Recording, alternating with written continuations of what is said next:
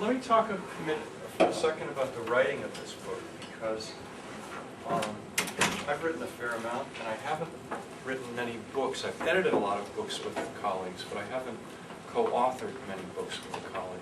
And it's an interesting process, and interesting can be interpreted in many ways, so let me say it was fun. It was an interesting series of dialogues over a number of years. I started out writing this as a young man with Gibb, in terms of how we see the world. And I think one of the fun parts of this for hopefully both of us was we don't interpret the data the same. I think it's fair to say that Gibb is more a supporter, optimist of for-profit colleges and universities, and I'm more the skeptic. So really the flavor of the book is who got to the chapter last. Because, you know, we, for-profits can, cannot. Yeah, right. So I was the one who generally got to the chapters last. But to be serious for a moment, really the tenor in this book is to try to create more dialogue than heat. That this started out actually as a project that I got money from Atlantic Philanthropies to look at governance and decision-making in higher education.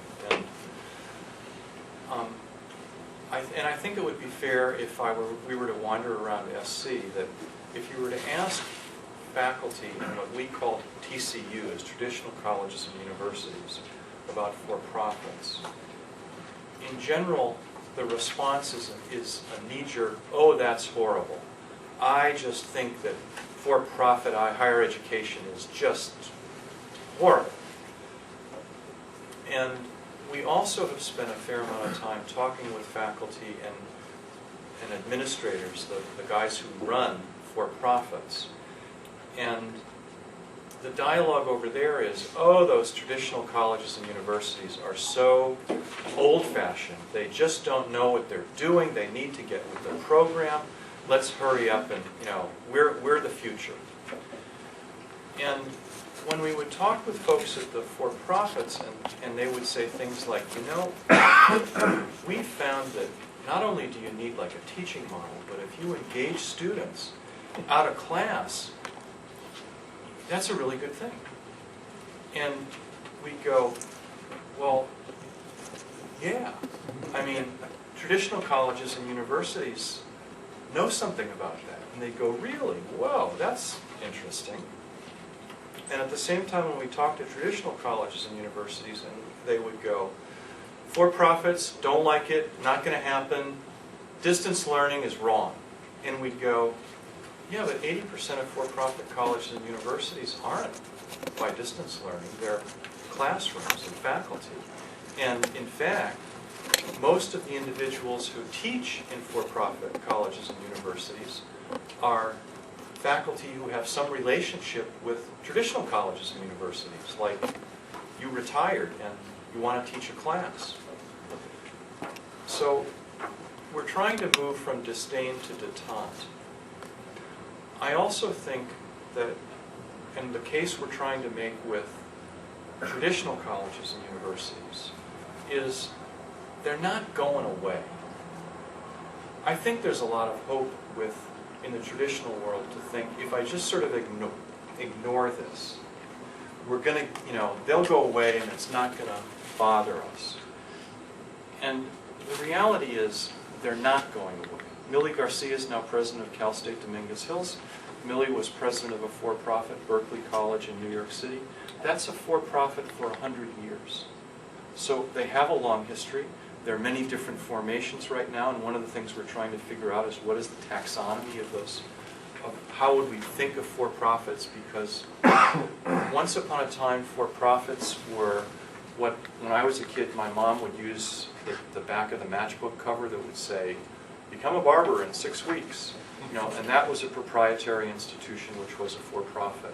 Really what we've got now is a vast array of places that Gibb will speak about.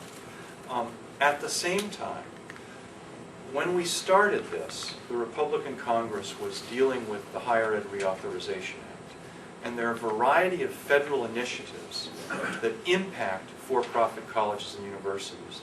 The Higher Ed Reauthorization Act, as probably you all know, has taken forever to get anywhere.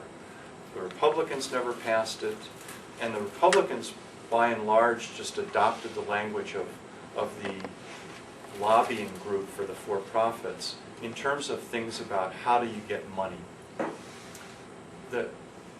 Now the Democrats are dealing with it. And what we're trying to get across to the for-profits is that, yes, they are tax-paying entities, but they also have obligations to the public good.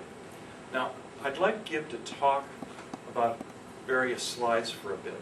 And if there's, and we want you guys to say things, but if there's time, I'd like to come back and talk a bit about what we mean by the public good. Because again, I think that how we have traditionally, we sort of, those who write about the public good, have traditionally defined this topic is changing. And because it's changing, it means that there are different sorts of relationships and definitions that traditional colleges and universities need to buy into, as well as for-profits. But Gib, why don't you... Okay, thank you. Song and dance. Now, do these things work? I should press this down. Just a return. Okay. Return will do it. Should I hand these out? If you want, yeah, we actually got copies of this, but if you, some of the slides, I'm just going to talk to a And few. use the for-profit part, so it's 25 cents a piece. That's right. We'll come back. This is more to like highlight the topics we can discuss. This is really, I hope you'll make this a discussion format. We're surprised at the giant turnout. This is staggering. So, to collapse it really quickly early on, and without belaboring the point, do a lot of work on the context. What's going on that explains everything. And Bill and I will actually probably pick different kinds of things. The one that really influenced me a lot is the Gary Becker notion that the more you learn, the more you earn more and more. So it's the returns to capital. And that's just really played out in this particular conversation about these organizations. First of all, they came to our attention because they were growing so fast. One of the things that struck all of us, Bill and me both, is that they were kind of there. They've been there for like 100 years, but all of a sudden they're getting into our consciousness. You see the signs on the freeway, off ramps, and things like that. But I'll just really quick version of these two data points, 97 and 2005. If you lump all traditional colleges, publics and private not-for-profits, into a big basket, and then compare them to these for-profits for just a second, the market share between these two sets of years here, regular degrees from all traditionals, the market share was about 97%, and therefore the for-profit degree share was about 2.3%.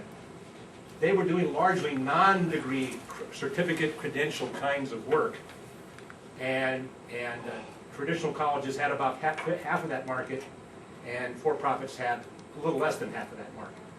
Fast forward to 2005, the share of degrees has gone up, market share for traditional colleges has gone down, for-profits has gone up. So it's about 6, I think this year it's about 7 or 8%. This is the market share of degrees granted in higher education in the United States. At the same time, the non-degree programs have tilted also toward for-profits. So there's just, these are just various manifestations of growth. Now, if you look at the institutions, those are enrollments. These are actual institutions and organizations. It looks like there's about a third in terms of the 7,000 institutions in our country. But as a result, if you look at those enrollments, you realize that these organizations here, the for-profits, are a large number, but they're very small. They're much smaller than most institutions. So just think of, in our mind, organizations that are really much, much smaller than what we typically think of as a traditional college. And this sort of puts it graphically for two-year institutions. Again, get the scale that these are for-profits, non-for-profits, and publics for 2 years, and then the same thing for 4 years.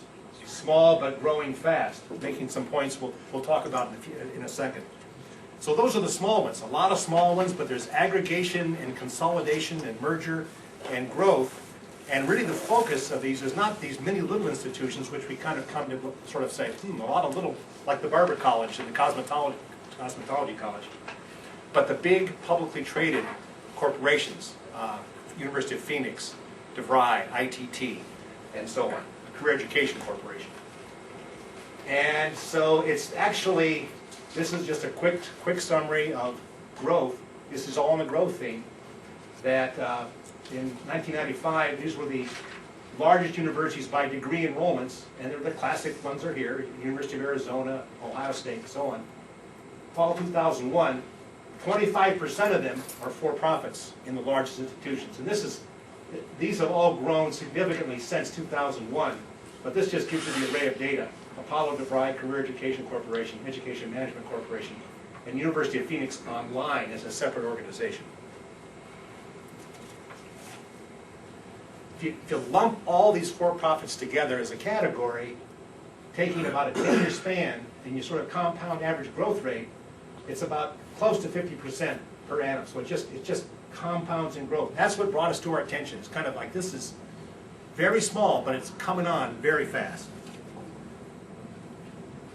And so for me, I thought, we both thought about this. Growth is something, what's going on? There's a real growth incentive here. This is a crude generalization and sort of at the end of the story, but at least it sort of strikes me as, how do we compare for-profits with traditionals? There's a lot of ways to do that. And as Bill said, we're struggling with kind of how to even categorize, let alone compare them. This is simply one approach. If you look at the overall incentives of traditionals versus for-profits, it seems to us, looking at all this variation of data, that the traditional seeks to maximize quality, somehow measure, whether it's student input, student output, Rhodes Scholars, grades, and so on. There's an entering class. They maximize quality subject to capacity constraints. They're all growing a little bit, but they're sort of like constrained by capacity, as distinct from for-profits, which seek to maximize growth. And that's actually measured very differently too. It's not just numbers, it's profitability as well as enrollments. But they seek to maximize growth subject to quality constraints. And quality here means a very different thing from quality here. This is, how good are your students? This is actually, and that's on the coming inside, on the enrollment going inside. This is actually more like a floor, not an aspirational ceiling, but a floor. So many of the for-profits actually try to recruit students that are above a minimum and able to benefit, they call it able to benefit from the program. And if they get above that minimum, they are admitted. So it's a quality floor versus an aspirational quality height. That's a very smoky concept. We're sort of running with that for a little bit. Finally, this growth driver has got a lot of pieces to it. If you look at these firms, you can grow about 15% a year. They've been growing in terms of enrollments, just enrollments alone, pretty much by growing enrollments themselves, adding new campuses, expanding and relocating facilities as well as campuses. And then you also have tuition increases, and then you have profitability increases. So the growth in overall, money and value in these organizations is measured, at least in this frame of reference, as terms of bodies, prices, and profitability. We'll come back to that later. What really struck me is this what they teach. And these are largely career colleges. So the connection into the career place is a big part. And I take us back to that earlier Gary Becker quote, which is, the more you earn, the more you learn. The connection between earning and learning and the focus of the institutions on the earning connection is for me, was very powerful. Two things I want to just mention briefly, which is the nature of the curriculum. And this is, I will skim on it until you tell me to stop or tell me to keep on going, but it's the distinction that sort of came up and struck us so much is doing school, which we know only too well, versus doing a job. And the nature of what's taught and the nature of what is learned and how it's learned is really, really different. In general, this is a great gross generalization. And we've got a couple of slides we can come back to later on if you want to talk about the difference. But I want to use an example at Corinthian colleges in their medical assisting program. But just kind of thinking through differences between going to a traditional college, what knowledge means, what acquiring knowledge means, and how it's a little different in these for-profits. I'll use my example from Corinthian colleges. And I focus on not only what they say they do, but what their curriculum actually does, and I'll talk a little bit about that. But they demonstrate, these are the learning goals they've got in their program: demonstrate professionalism and ethical behavior, perform clinical responsibilities, demonstrate ability to assist, complete bookkeeping, apply principles of infection control. All of these goals, they don't have final exams on this stuff, they actually have performance evaluations of this stuff. So the giant difference is you're doing these things in order to literally demonstrate, perform, and demonstrate. You're actually trying to do it. So it's a very different curriculum, and it's a very different way of assessment. And it includes things like interpersonal skills. How do you work with someone you really hate? How do you say nice things? How do you say things in a nice way, even though you feel very differently? And how do you dress so that you're not putting somebody off? So this is an embedded part of the curriculum, the way it's created and the way it works. The students, coming in the door, thinking about it, the real quick version of the student difference, at least I think Bill and I would agree, is these are the students that aren't typically making it in the traditional colleges and universities. I'll skip to one that matters. Okay, now, independent students, if you don't have to read the slide to see the image of it, but independent students means you don't have parents supporting your schooling. So these are the ones that are sort of they're either on their own or they're adults in some other way. But if you take the income categories by family in the three sectors, for-profit, non-profit, and public, you see that in terms of distribution of independent students, the poorer students tend to be down at the for-profits, tend to be at the for-profits. So they're reaching into markets that are first-time markets or the less quality markets, if I can use that word quality in a very limited sense. Minority students, same profile. It's hard to read it maybe from the slide, but you've got it. These are publics, privates, and for-profits. And you can see that basically these are becoming a major port of entry. Those are interested in access and so on, both income and race. This is where these for-profits are growing largely. So Gib, you can probably come back to this when you talk about the public good. Oh, absolutely. This is all just to load the gun. But what's interesting about this is that, there's lots of polemical stuff written about the public good nature of the traditional institutions, both in K-12 and in higher ed, promoting common values, overcoming inequality, and so on. And institutions kind of struggle to do this, when in fact I think the evidence is that they don't succeed. In K-12, the kind of new providers are often accused of cream skimming, of taking students that can only be served by the opposite of this. So that's what I was kind of get at. Here it seems that ironically, the for-profits are doing a better job of serving the kind of egalitarian purpose of higher ed than the traditional institutions. Yeah, and yes, they are. And the interpretation of that, the response to that, is the reason they're doing that is they're tremendous at marketing, and they're able to take people who don't understand financial aid, loans, and grants, get the money for them, and from federal money, and then the poor student is stuck, not finishing with a degree or not getting a job or that sort of thing. Now, in my mind, there's a couple interpretations there. One is, in part, that's true. Another interpretation is I don't think we should libel everybody to say that they're too stupid to understand financial aid, loans, and grants. But on the for-profit side, it is a compelling argument that they say, we are for-profits, we're a business, we're not like socialist public institutions. And then you look at their budgets, and they rely, 95% of their budget is based on federal money. If the federal government said, We're not giving any federal money whatsoever to any student anymore. For-profits would be in big trouble. Just on that footnote of that one, I should have brought a table that showed the percentage of enrollments that are getting federal financial aid at all institutions. It's not trivial anywhere, but Bill's exactly right. There's a lot of it there, for sure. So how does this sector then compare with community colleges? Because if you lump all 4 years together, in fact, we've got a data that shows retention rates, for example, and completion rates. The more you break this up, and this gets back to the categories, because TCU's is a giant hodgepodge of everything, so it's a big mixed bag. I can't pick much out different here, but I've got one coming up, because there is quite a difference on this front. Because in terms of direct competition, many of these programs are directly competing with the community colleges, Right. just dead on.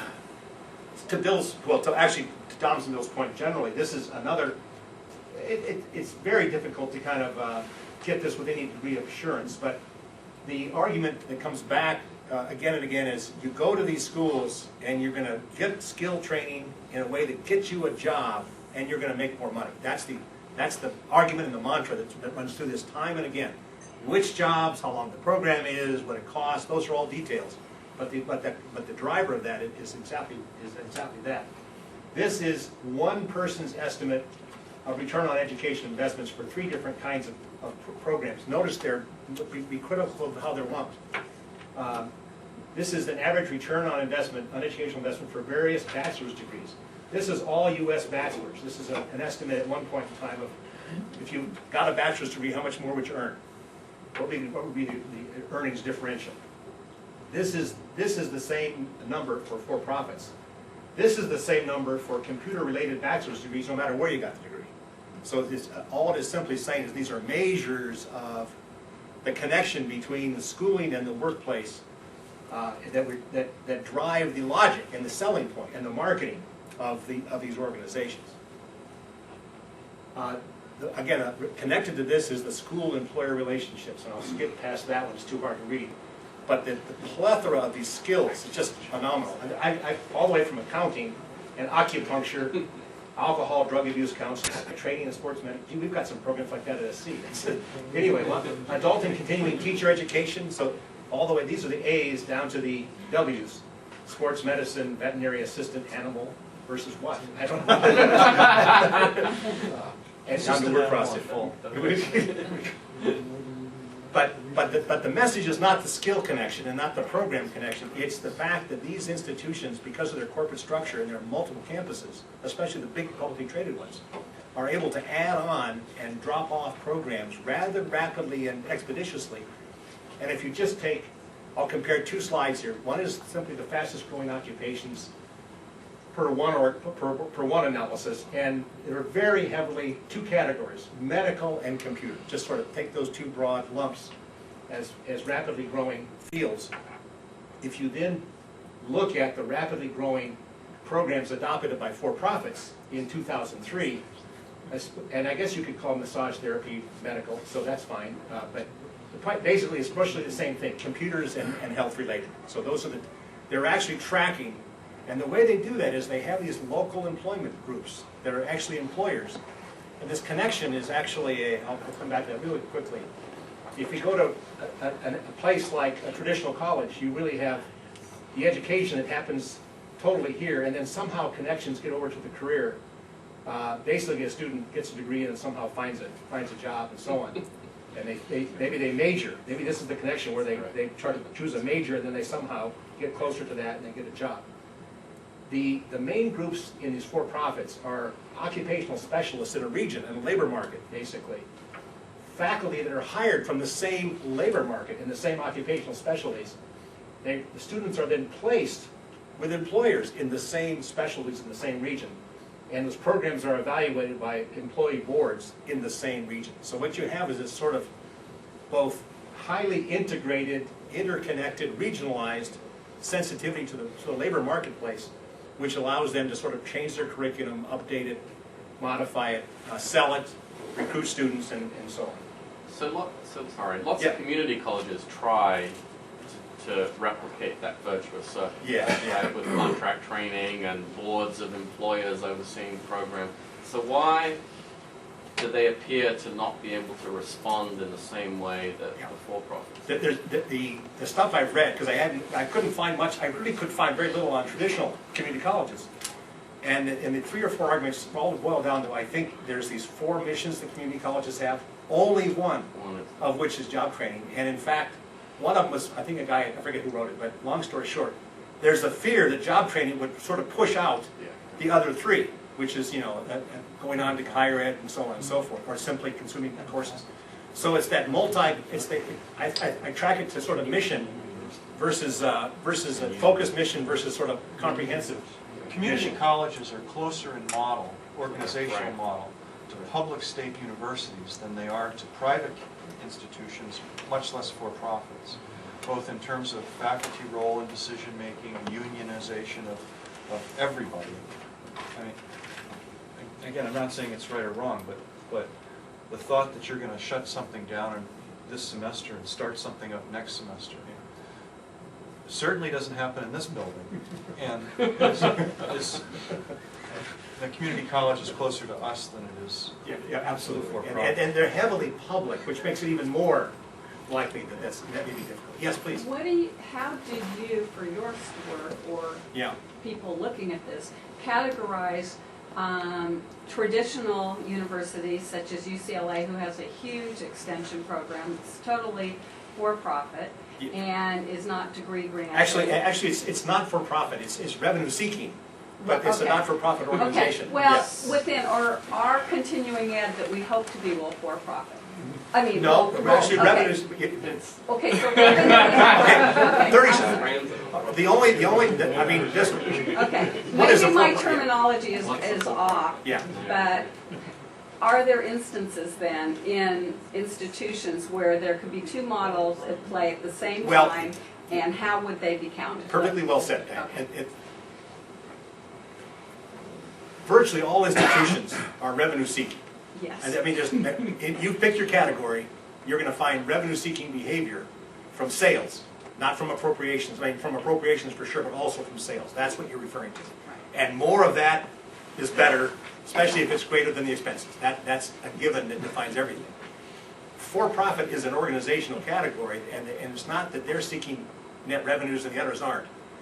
The only distinction that matters that I can see is that individuals can buy and sell pieces of that organization. That's what defines for-profit. Whereas you can't buy and sell pieces of SC or trade tech or something like that. No, don't go. No semantics here. Come on. But I do think 2 examples are useful. One is if you do look at the rise of distance learning, why is it in general that in traditional colleges and universities, in significant ways, not the multiple smart classrooms that we have all over this campus, but a significant, why is it that traditional colleges and universities by and large have failed when for-profits are not? And the same can be noted with regard to the expansion in external higher education in Asia. Why is it that this institution, we wring our hands about, what should we do in China? Whereas Doug Becker, the guy who gave the Pullius lecture some years ago, and is president of Laureate, has moved to Hong Kong, and he's bought an institution. So, what makes it, organizationally, what is it about for-profits that make them more able to adapt in such a quick way and succeed? Because the traditionals have tried, and we tried a lot of distance learning stuff. We threw money in, and we lost it, and we got out. Western governors. I mean, there's a whole number of examples. Actually, that brings up a whole conversation about governance itself, too. Yes. How do you look inside, underneath the hood, and watch how these organizations decide things? It's just a quick anecdote, but the Corinthian colleges, back when we were doing the study, I think at that time they only had about 71 campuses in the United States. Now they now have about, 100 in Canada and the United States. Every Monday morning, there was a conference call for all the site managers across the country they had the spreadsheets not only of theirs, but of every other, by program, by enrollment, by profitability, by everything, across all of those, and they had everybody else's too. And they had a meeting on how it was, their sensitivity to the data and the enrollments and which programs, and they would discuss things like, growing programs, getting rid of them, moving them out, adding to them. But the data rich, and there's, how to say this right, there was a lot of more rapid decision making, and the data was just very much in their face because it was critical. And this was a weekly meeting, a weekly Monday morning meeting, which I thought was, I don't do much on a weekly basis actually, so that's Much less Monday morning. much less Monday morning. This takes up on the 2-year differentiation, and two of the things that for-profits, in fact, especially for-profits, but perhaps all of us worry about, and that is completion rates. Getting through college, not just getting into, but getting through college. And then at the other side, for profits, is actually placement rates, placement into jobs. And if you get below certain metrics in terms of our federal government funding agencies, you can actually lose your right for your students to actually get funding to come to your organization. So there's real teeth to this, and this is categorized by public, not-for-profit 2-year, public, not-for-profit 4-year, private not-for-profit 4-year, and private for-profit all. So this is the completion rates. Attrition's a different, they dropped out beforehand. These are guys that may still be, some guys still in the process, supposedly, in these numbers. That's why they don't add up to 100%. But these for-profits, this gets back to the notion that 2 years have a really much lower attrition rate, much lower completion rate. But for-profits are not discernibly, again, we're lumping all categories in big boxes. So, and again, more than the average, but that's being pulled down by the 2-year organizations. Likewise then, placement rule.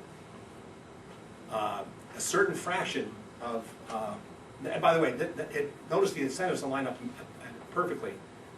The feds say to get our student money, you've got to guarantee to us that a certain fraction of your students come through the program and get placed in a job that matches the program.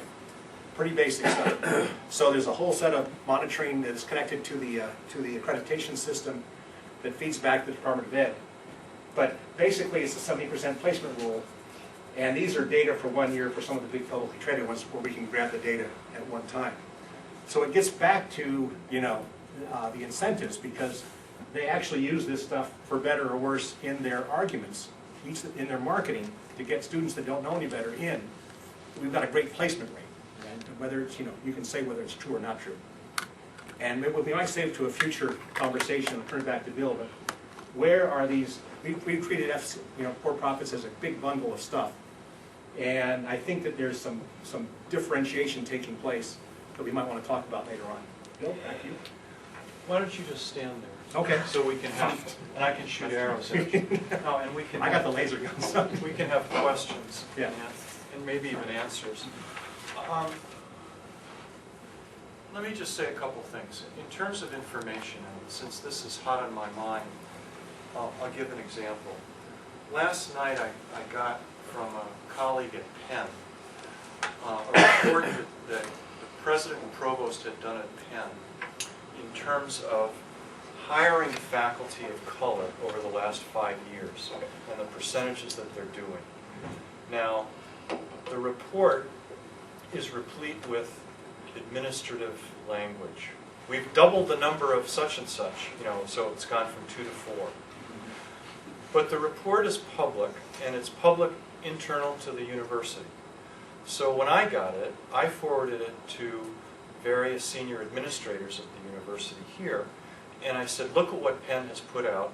I wish we would do the same, because we're very secret about our data. At a public institution like UCLA, we can all see that because we're taxpayers. For-profits, if you noticed when GIB had those completion rates and things, there were asterisks next to it. These numbers, for-profits are even less willing to be forthcoming in terms of completion rates, retention rates, default rates. There's a whole number of things. The federal government really does not require retention and attrition rates. So I'd like to know how the fellow got this, because what we hear in the media is not the examples, the next slide that you've done, of these that are most likely true, but we hear of the horror stories.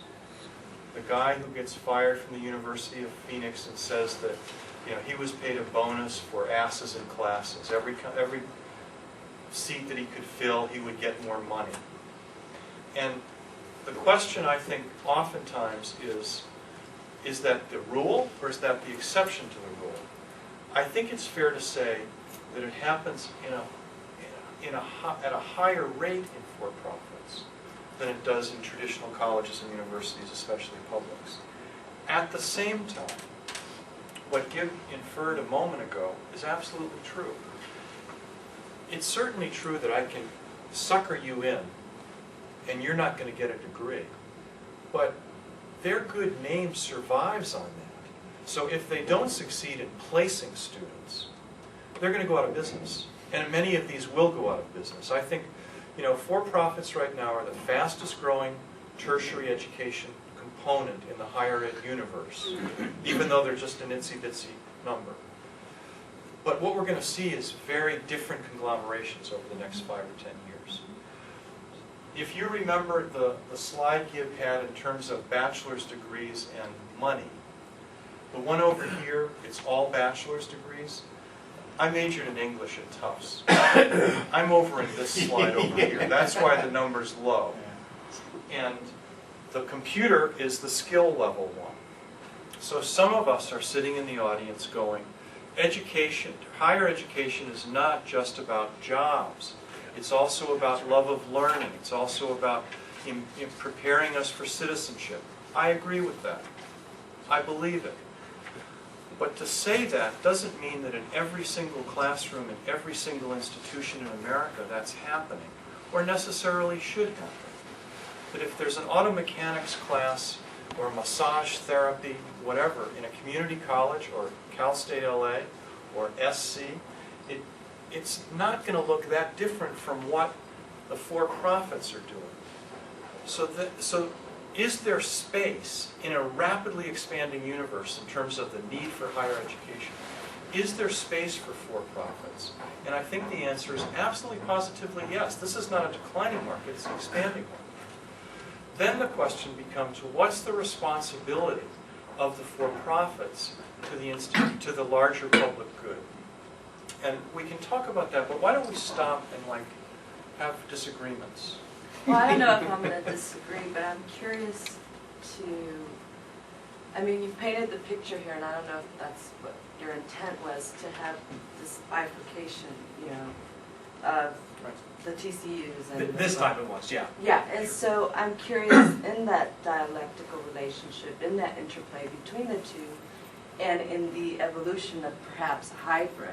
I mean, I know that coming up, I got my degree here in anthropology, a PhD, but I taught ESL at a for-profit. I had a lot of colleagues who taught at Axia, National University of Phoenix. And so there is this, we're learning from each other constantly, garnering information that will eventually, I think, create, and I'm not sure, I'm curious to see this hybrid or this institution, because I also see TCUs or at the community college level or at those private institutions that are heading towards some semblance of a for-profit or something for revenue, like you indicated. So I'm curious to see what you see as the interplay now or eventually in the future. Well, you know, I think when you look in 20 years from now, is a place like SC still going to be around? Yes. Because you're still going to have moms and dads who are going to be able to afford the $250,000 tuition per year to send the kid to SC. The question to me in terms of type, the one that I think is most at risk is the one that's the largest, which is the Cal State University systems of the world, because they are so slow in adapting. But again, this is not a declining market, it's a growing market. So for-profits learn from traditional colleges and universities? Yeah, they're going to learn that there are things about engagement, there are things about teaching and learning. But are we going to learn as well? Yeah. So I don't see that we're all going to be one type. I think there's going to be a multitude of types. Are for-profits only maybe trade-driven, or are they a mixture of, like, I know they're not, like, Phoenix has like a business school, that sort of idea.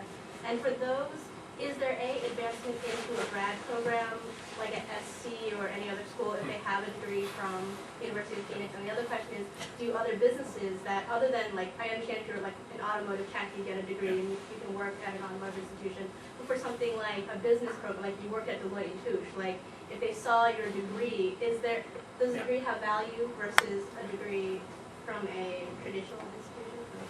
You've raised 5 different questions. I know, and sorry. they're really all good. Good They really ones. are. I mean, let me try to pick some of them and remind me of which we did and didn't do.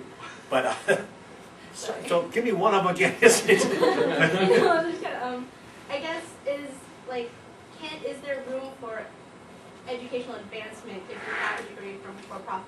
Okay, and then you also connecting that to do they do traditional degrees? I mean, so to speak, traditional programs like business programs. So 2 things are true. One is they're growing, as we see from the data, they're growing the certificate program a lot. That's really the biggest growth. At the same time, they're also entering a lot on the traditional, I would call them professional school programs, nursing, education, business, law, now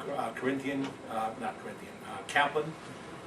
Concord Law's got the first totally online law degree accredited by the Bar Association, by the group that accredited law school. So the generalization is they're actually moving in 2 ways, more of these and more of those. That's question 1. There was a lawsuit a couple of years ago with the Southern Accrediting Group because some of the public institutions were not accepting transfers from for-profits, and for no reason other than spite. And they can't do that. So depending on it, the big deal, it's interesting because when I worked in tribal colleges, this was a big deal as well. You know, SC, who cares about accreditation? Somebody does it. I mean, we're accredited. But with for-profits, accreditation is a major deal because it does provide that extra oomph if you want to transfer, because why we would accept or not accept someone has to do with if they're accredited or not and what they're doing.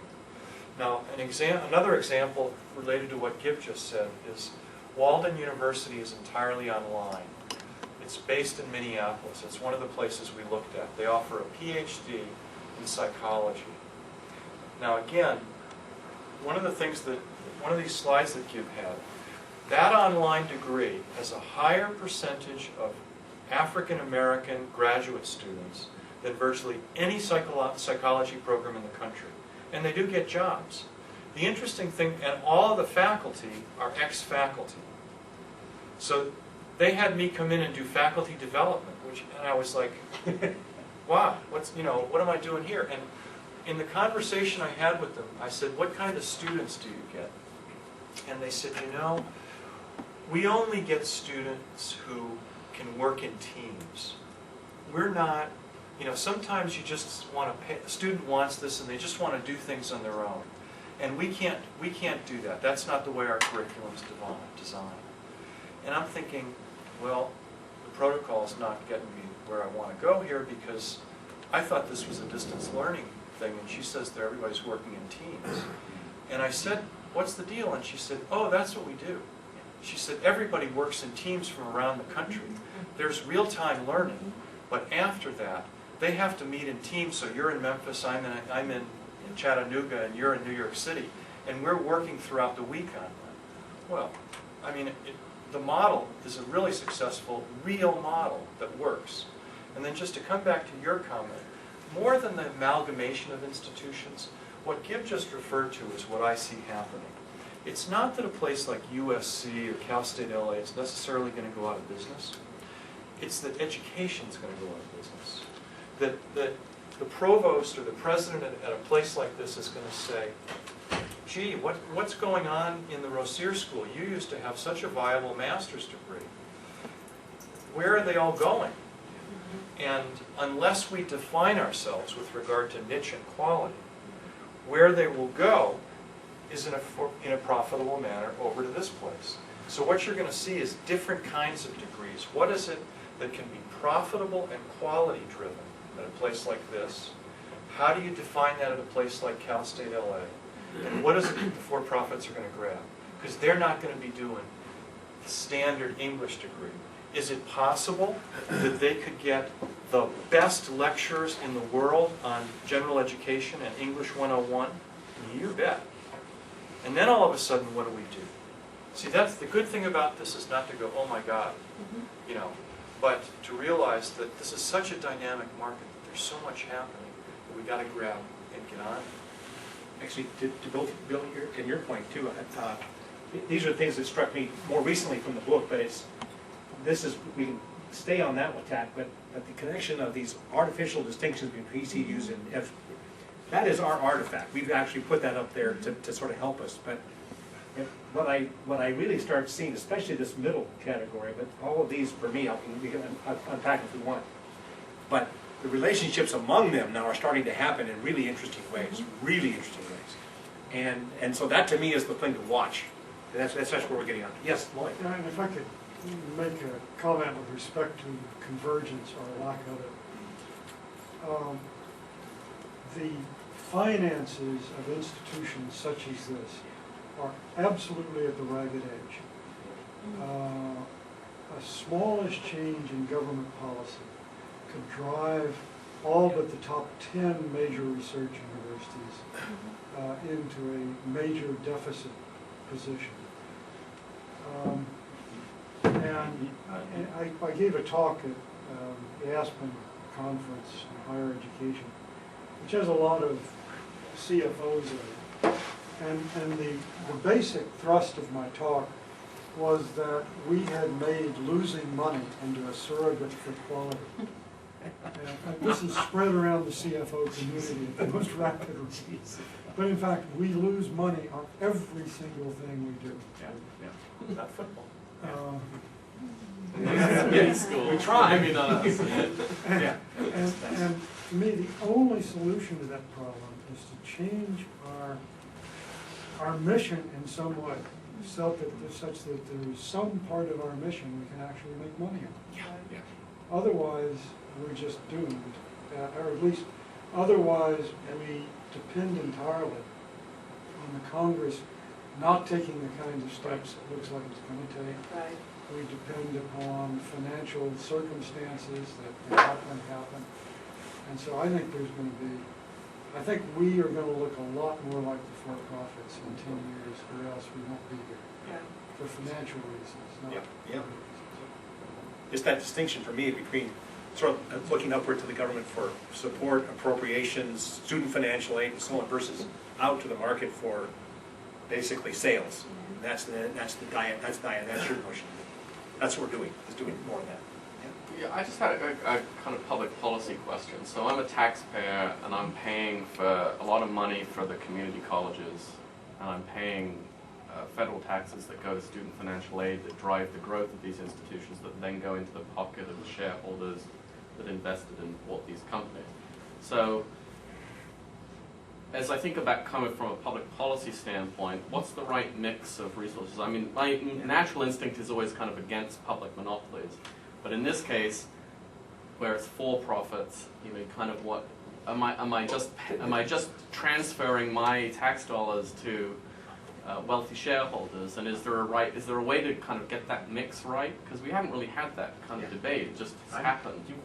See, I think that's the public good issue. Right. And I think a lot of folks who write about the public good have a static notion. This is the way it was, this is the way it is, and this is the way it should be forever after. And that's really not the case. That, you know, when I've looked at the public good in the late 19th century, firehouses were not part of the public good. That your house, you had your own fire protection. My house, I had my own fire protection. Your house catches on fire, you call the guy, he comes out, he puts your house out. I say, hey, the living room's on fire, and he goes, call your fire agent. And we realize that that's probably not a good model. So fire protection has become part of the public good. But, you know, look at the transformation in the late 20th century where we don't feel that there's enough police protection. So we have our own little gated communities and police protection, which also, I think, actually leads to a disinvestment of me behind the gate in wanting to protect. But the question, I think, when we talk about education and the public good, I think we're mixing two issues. One is the entity. The entity is a public school or a public university. And versus, why do we have this public good in the first place? And it is that we're educating you. That's the we. We are helping you get an education that otherwise, if there was not public investment, you would not be educated. So then the question turns on, well, why should we care where you go? And my response, the caveat I would have, is that all these institutions then need to be more transparent in the information that they provide to the public in terms of financing, decision-making, retention, attrition, those sorts of things. And that's where the for-profits need to get with the program. I would put a footnote on Bill's comments to the notion that the arguments about when a for-profit gets accredited or approved in a state, because actually states and then agencies have to control that. One side of the argument is exactly what you said. It's sort of money going, tuition, subsidized money to the student, to the coffers of the for-profit. The flip side of the argument that is also made, largely by these folks, but also by employers, from the state government perspective, we are trying to develop industry and human capital here, number one. These are actually industries themselves. They actually pay taxes. This is Bill's notion of where do you put your institutional support or student support, public or private. And to me, that's the other side of the argument. And that's where, and you can see them played out in conversations in state legislatures, just like that. But there is that other side. These are actually, you're actually doing economic development as businesses as well as providing higher education.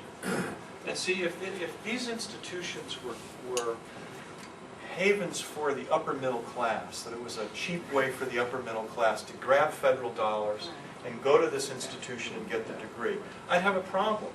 But and that is real data. The real data about who goes is that it is primarily the working class, and students of color are overrepresented rather than underrepresented. So it seems like they're catering to exactly what we need in terms of the public good. And not to beat this a dying horse, but the cost price issue comes back in. If you take the old USC UCLA conversation about low price, and actually subsidizing the middle class. For-profits charge higher, less than nonprofits, but a lot less than publics. But their cost and price are so much closer versus the giant subsidy. That's that. So the public policy issue to me is a big one. It's a real big one and a real one. I mean, I think as the state budgets force a crunch on the community colleges and the funding, particularly in a state like California, by virtue of the way we do the budget. Yeah. I mean, there's a very real debate as to why not transfer the burden essentially to the federal government and give the money to the individuals to go and take to these, rather than have why should we be in the business as a state government of actually operating these institutions unless there's a good evidence that they promote something that these other institutions don't. And I'm not I understand, right? that clear that there's a lot of romantic talk about the things that they should do, but if you're doing a year in auto mechanic skills, it's not clear that you're going to learn lots of other things about. Well, and that's the flip side. That's what it's incumbent upon traditional colleges and universities to have to clarify what it is we're doing. We can't just say, man, in our classes, there's lots going on in them. And we have to get better at that. So there's movement for all. Alicia, you had a comment. What about default rates on loans? Or that used to be a problem? The for-profits are still higher than the other two sectors, but they're coming down over the last 15 years. They come down a point or two a year. And they're still above. I should have brought some data on it, but they're actually, again, it's the marginal student and the high default rates. they're still higher than the other two sectors. Two things are true, they're higher and they're coming down toward it. It And was the a amount, and scandal. the amount in default would be probably higher, It could be, the amount. yeah. It was a scandal, and now it is not a scandal, it's a problem. But the reason is because the federal government put in measures to assure that Yeah. that it just can't be That's right. fly-by-night agencies. Yeah. The Republicans tried, that's what with the Higher Ed Reauthorization Act, the Republicans tried to lessen that, and they couldn't get it through. But these are the sorts of issues, again, you know, there's a 90-10 rule. The 90-10 rule says that 10% of your income needs to come from other places than the federal government. The for-profits fought that. Now, why in the world would they fight that? You mean they can't give scholarships? 10% doesn't seem like, if I'm getting $90 from you, I could at least put in 10. And that's where the for-profits need to lighten up. They look at themselves as businesses, and they're not looking at themselves as much in terms of what does it mean to be a university that's getting public money, or a college that's getting public money.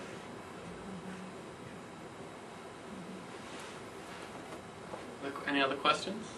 So I'd like to thank Bill and Gib for a very interesting. Gib and I are writing an edited book now on for-profits, so stay tuned. Yeah. As soon as Gib writes his chapters. And